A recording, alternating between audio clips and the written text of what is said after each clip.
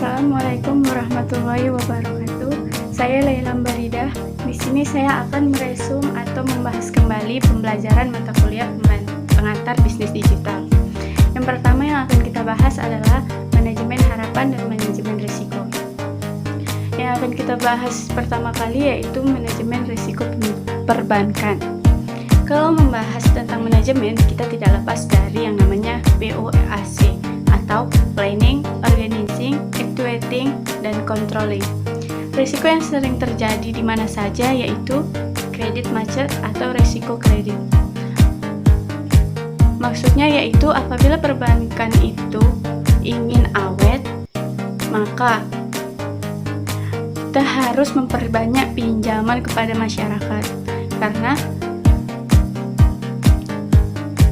perbankan yang awet itu berasal dari pinjaman, karena hidupnya perbankan itu apabila pinjaman itu banyak, karena di setiap pinjaman masyarakat itu mendapatkan keuntungan yang besar. Kredit macet terjadi karena nasabah lama membayarnya. Yang kedua yaitu resiko likuiditas atau kesalahan dari perbankannya, yaitu pihak perbankan lama dalam pembagian bunganya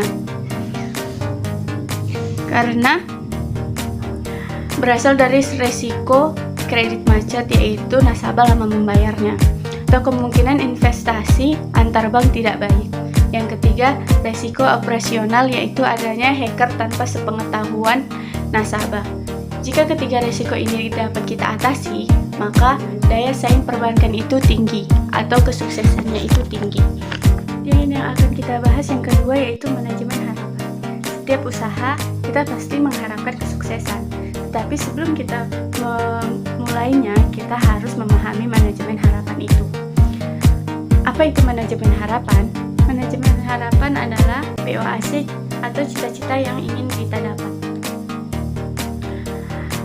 Tetapi semua cita-cita itu tidak sesuai dengan realita, karena semua kesuksesan itu pasti ada gapnya atau rintangannya.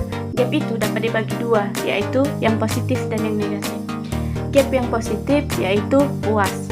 Kita dapat merasa puas jika kita bersyukur, mendapat motivasi, tidak sombong. Yang kedua yaitu gap negatif. Gap negatif, kecewa. Mengapa kita bisa kecewa? Karena kita mengeluh atau kita kurangnya pembelajaran. Selanjutnya yang akan kita bahas yaitu kurva turnaround dan kurva perilaku konsumen. Kurva turnaround adalah sebuah kondisi di mana ketika sebuah perusahaan mengalami masa krisis atau hampir bangkrut dan dapat mengatasi kondisi krisis tersebut dan bangkit kembali. Yang kedua, kurva perilaku konsumen adalah sebuah kondisi di mana konsumen merasa puas atau seberapa puas konsumen itu dalam mengonsumsi suatu barang. Ada dua jenis kurva perilaku konsumen, yaitu yang pertama kurva marginal utility, yaitu di mana saat semakin banyak jumlah yang dikonsumsi maka akan semakin turun tingkat kepuasannya. Yang kedua, kurva total utility, yaitu semakin banyak jumlah barang semakin meningkat tingkat kepuasan terhadap barang tersebut. Selanjutnya pasar agregat. Yang pertama pasar agregat yaitu semua pasar keseluruhan, dan dalam dunia ekonomi itu sendiri ada tiga pasar, yaitu pasar barang dan jasa, yaitu proses interaksi antara peminta dan penawaran. Yang kedua pasar tenaga kerja, yaitu tempat di mana antara penjual dan pembeli melakukan kegiatan jual beli tenaga kerja, seperti ketika sebuah perusahaan mencari atau memerlukan sebuah security karyawan di bidangnya. Yang ketiga pasar modal, yaitu pasar yang beroperasi secara terorganisir di mana pasar tersebut terdapat aktivitas jual beli surat kepemilikan saham, ekuitas, dan obligasi atau surat lainnya. Selanjutnya pasar persaingan sempurna dan tidak sempurna. Disebut sempurna karena memiliki syarat-syarat dan ciri-ciri tertentu yang harus dipenuhi. Jika salah satu ciri-ciri dan syarat-syarat tersebut tidak terpenuhi, maka tidak dapat disebut pasar persaingan sempurna. Sedangkan pasar persaingan tidak sempurna adalah di mana penjual dapat mengendalikan harga produk di pasaran. Selanjutnya yang akan kita bahas yaitu pasar tenaga kerja dan pertumbuhan ekonomi. Pasar tenaga kerja dimulai dari kesempatan kerja atau employment, karena semua masyarakat itu memiliki kesempatan kerja. Yang kedua, angkatan kerja atau unemployment, atau yang biasa kita sebut dengan pengangguran. Unemployment itu di usia sebelum menginjakkan usia 16 atau 16 tahun ke bawah. Jika ada perusahaan yang mempekerjakan masyarakat di bawah 16 tahun, maka dia akan kena sanksi undang-undang pekerja di bawah usianya. Jika perusahaan mempekerjakan masyarakat di atas usia 60, maka dia juga terkena sanksi.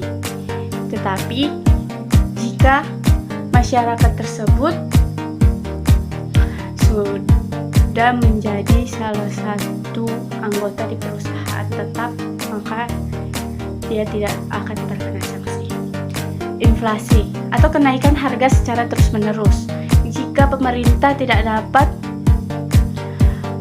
menoleransi inflasi itu, maka jumlah pengangguran akan lebih banyak di Indonesia ini. Tetapi jika pemerintah dapat mentoleransinya, maka pengangguran di Indonesia akan lebih sedikit.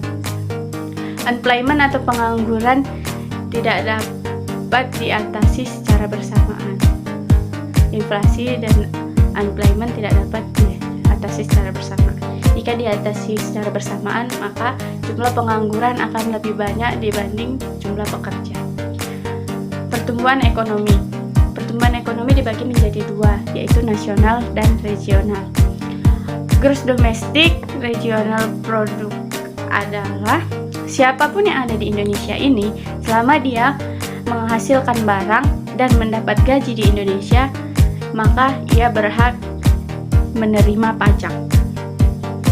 Domestik itu berlaku untuk siapapun, yang penting dia menghasilkan barang di Indonesia dan menerima gaji, maka dia berhak mendapatkan pajak.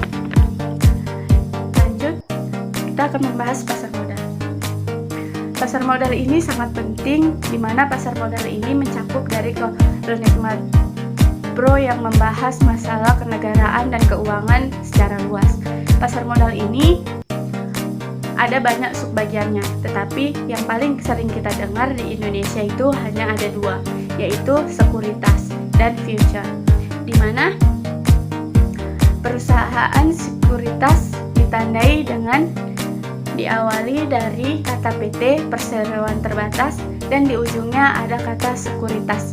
Maka perusahaan itu bergerak di perusahaan saham, dan perusahaan itu bisa membeli saham-saham ke perusahaan lain, yang dimana perusahaan itu di belakangnya diakhiri dengan kata TBK atau terbuka, sahamnya terbuka. Contohnya PT Telkomsel, TBK, dan lain-lain. Kalau ada TBK-nya, berarti saham sekuritas dapat membelinya. Yang kedua, perusahaan future, sama dengan sekuritas, tetapi perusahaan ini belakangnya menggunakan kata future.